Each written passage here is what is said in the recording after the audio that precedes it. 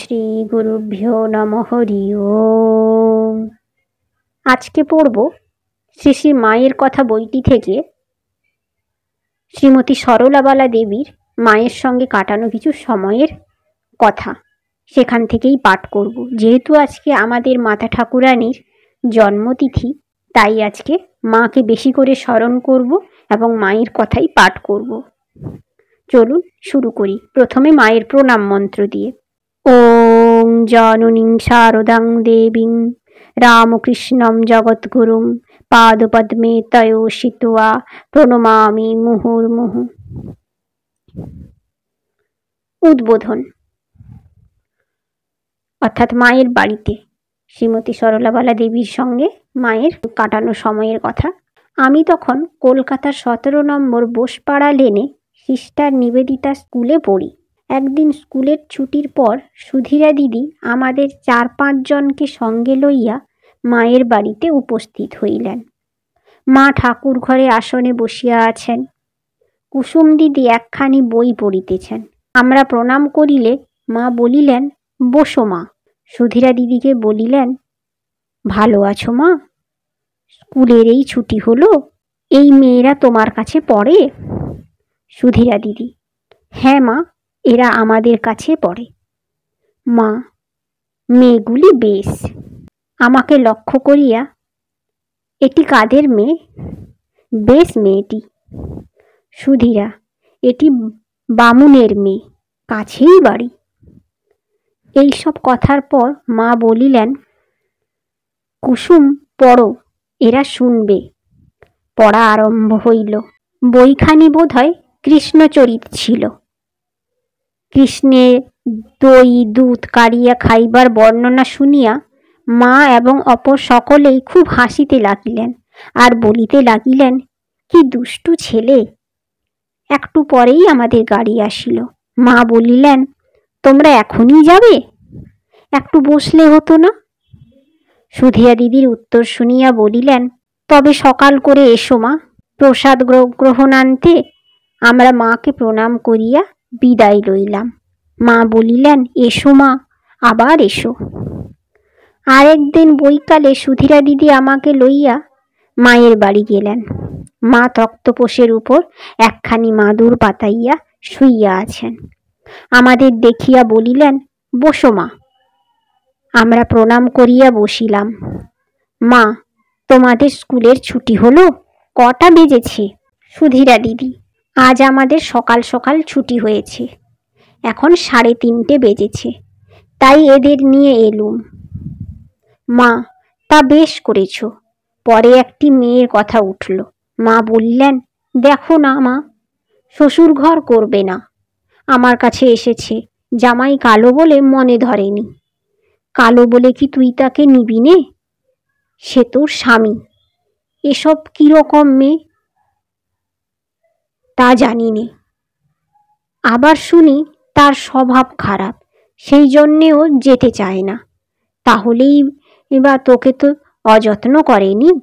স্বামী তো বটে। কি জানি মা, এসব মেয়ে কীরকম। লোকে শুনলে ভাববে কি, যা মন চায় করুককে। এই বলিয়া তিনি কাপড় কাচিতে গেলেন। বিদায় লইবার সময় আমরা প্রণাম করিয়া বলিলাম, যাই মা। মা বলিলেন, যাই বলতে নেই, আসি বলতে হয়। সময় পেলে আবার এসো মা।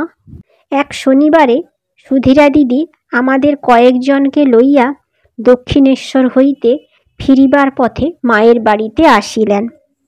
মা তক্তপোষের উপর শুইয়া আছেন। আমাদের দেখিয়া যোগেন মা বলিলেন, এত রাত্রে তোমরা কোথা থেকে? মা জিজ্ঞাসা করিলেন, কে এসেছে? যোগেন মা বলিলেন, সুধীরা এসেছে। মা শুনিয়া উঠিয়া বসিলেন। আমরা সকলে তাকে প্রণাম করিয়া বসিলাম। মা, এত রাত্রে কোথা থেকে এলে? সুধীরা দিদি, আজ এদের নিয়ে দক্ষিণেশ্বর গেছিলুম। আরতি দেখে ফিরতে রাত হয়ে গেল। মনে করলুম এত কাছে এসে চলে যাব, তাই এখানে আবার এলুম। মা, বেশ করেছ বলিয়া আবার শুইলেন। সুধীরা দিদি তাহার পায়ে হাত বুলিয়া দিতে লাগিলেন। আমি কাছে দাঁড়িয়া বাতাস করিতে লাগিলাম। সুধীরা দিদি মায়ের কাছে দক্ষিণেশ্বরের গল্প করিতে লাগিলেন। মা, তোমরা নহবত দেখেছ তো? আমি ওই নহবতের নিচের ঘরে থাকতুম, সিঁড়ির নিচে রান্না করতুম। সুধীরা দিদি: হ্যাঁ মা, দেখে এলুম। এখনো সামনের দিকে দরমা দিয়ে ঘেরা সিঁড়ির নিচে একটা উনুন রয়েছে, আর মেছুনিদের ঝুড়িগুলি আপনার সেই বারান্দায় বসানো রয়েছে।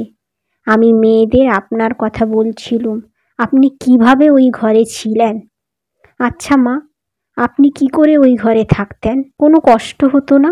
মা: শৌচের আর নামার জন্যই যা কষ্ট হতো। বেগ ধারণ করে করে শেষে পেটের রোগ ধরে গেছিল। মেছুনিরাই ছিল আমার সঙ্গী।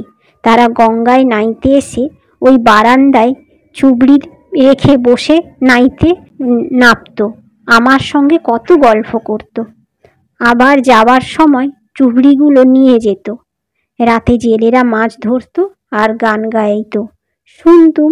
ঠাকুরের কাছে কত ভক্ত আসতো, গান কীর্তন হতো, তাই শুনতুম আর ভাবতুম আমি যদি ওই ভক্তদের মতো একজন হতুম তো বেশ ঠাকুরের কাছে থাকতে পারতুম আর কথা শুনতুম।